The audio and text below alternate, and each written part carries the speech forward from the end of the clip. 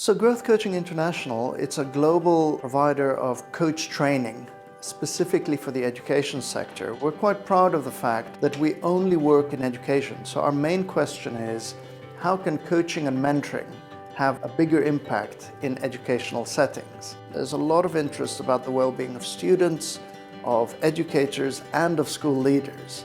And when we start to become interested in well-being, these kind of supportive, encouraging conversations about professional development become more important. Over the last 10 years, there's been a real surge in research into coaching and education. So we're getting more and more studies that show that coaching can be effective in a number of different areas.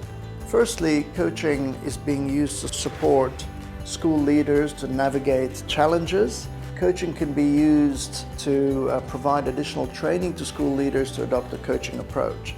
It's being used also to support teaching practice, teachers coaching one another about professional practice, or using instructional coaches to enhance their pedagogy.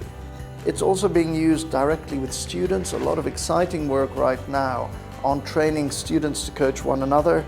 And finally, it's being used to find ways for educational institutions to connect with their communities. Coaching is a way of increasing self-esteem, that coaching increases the chances of people setting and achieving their goals.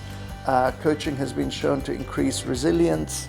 It's been shown to decrease stress in teachers. So the growing body of research is really encouraging, and it's showing that coaching is actually having a measurable impact.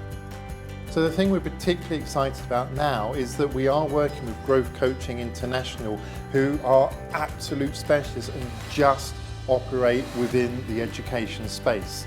So we're able to bring this global expertise into Wales, get a real understanding about some of the specific challenges that the education sector in Wales is experiencing, some of the changes, the bringing of the new curriculum and so forth, and tailor this proven product that's being used in so many different regions across the world, hopefully to aid schools, leaders, pupils, students to find a way forward with their own solutions. Coaching is very, very powerful, where we're trying to build up the individual's own ability to think through what the challenge is and actually identify their own solutions, so they're not dependent on having to come to their line manager, their head of year, whoever it happens to be, to provide all the solutions for them. And we see that that gradually builds up the capacity for leadership across the levels of the teachers and managers within schools. We find that the educators, the teachers themselves, in their pedagogy, they often can bring a coaching technique into the way that they work with their students.